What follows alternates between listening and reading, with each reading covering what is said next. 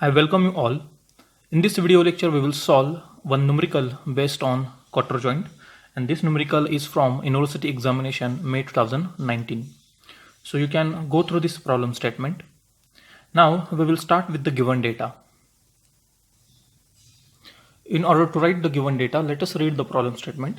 Two rods connected by means of quarter joint. The inside diameter of socket and outside diameter of socket collar is 60 mm and 120 mm respectively. So first of all, we have to see what are the notations for inside diameter of socket and outside diameter of socket collar.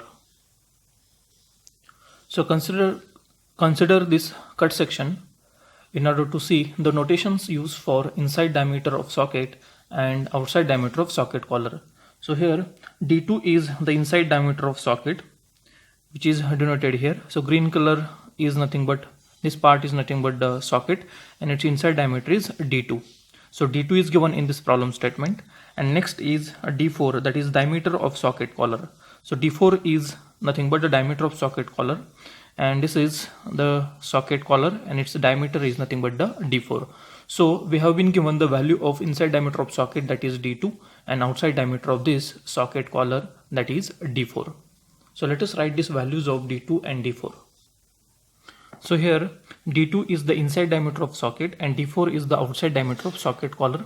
Now let us check the values. So inside diameter of socket is 60 mm and outside diameter of socket collar is 120 mm. So let us write this value. So D2 is inside diameter of socket, it is 60 mm, and D4 is outside diameter of socket collar, it is 120 mm.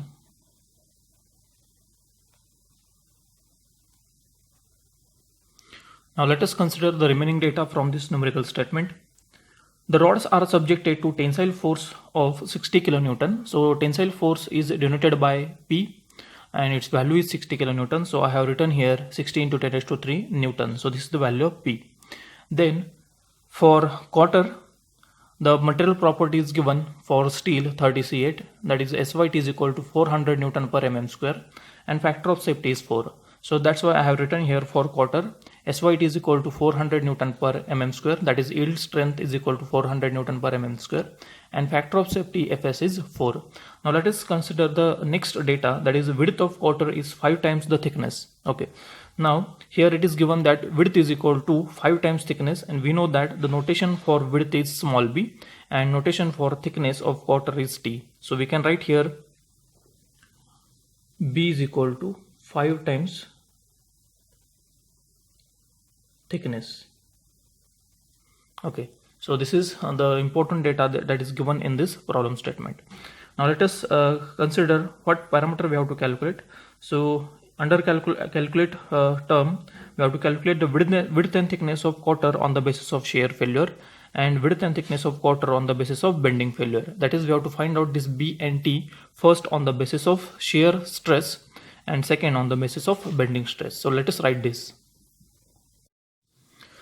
So we can write like this: calculate B, that is width, and T, thickness, on the basis of shear stress tau, and second B and T, that is width and thickness, on the basis of bending stress sigma B.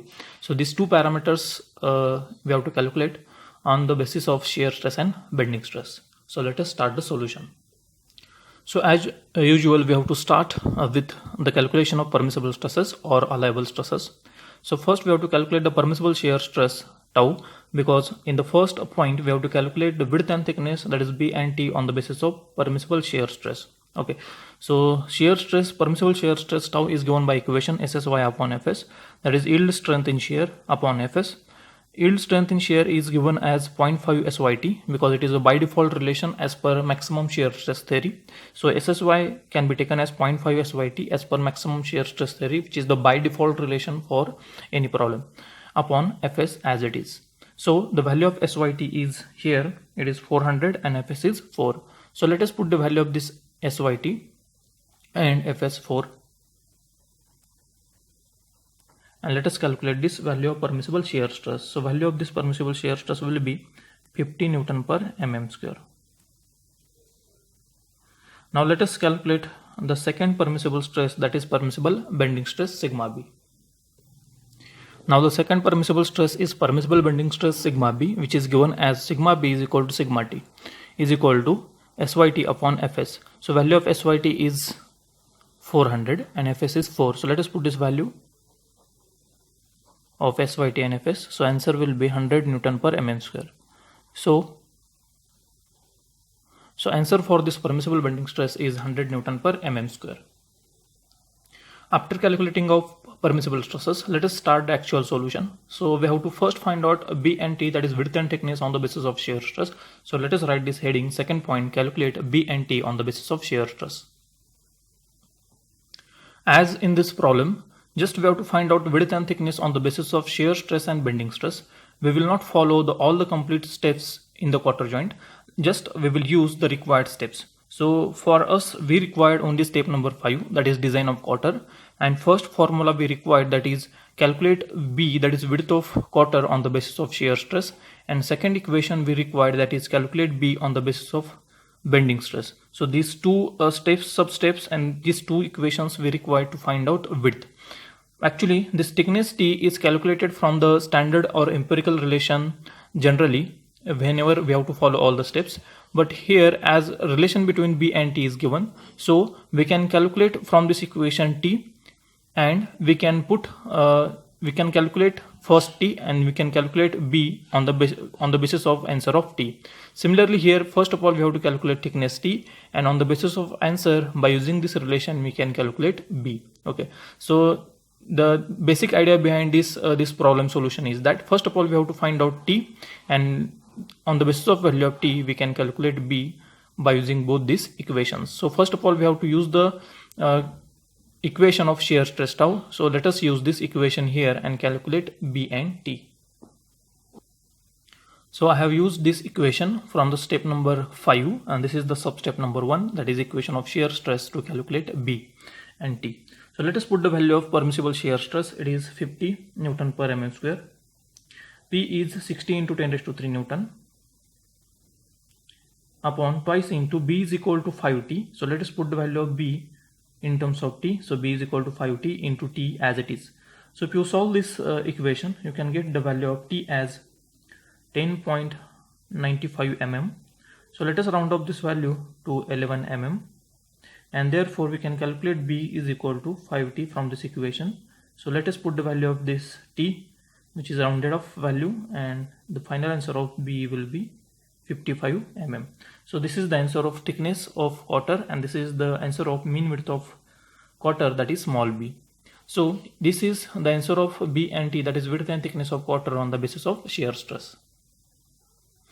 Now the third point in this solution is calculate width and thickness, that is B and T, on the basis of bending stress sigma b. So for that purpose we have to use the second equation from the step number 5, and this is the equation from step number 5.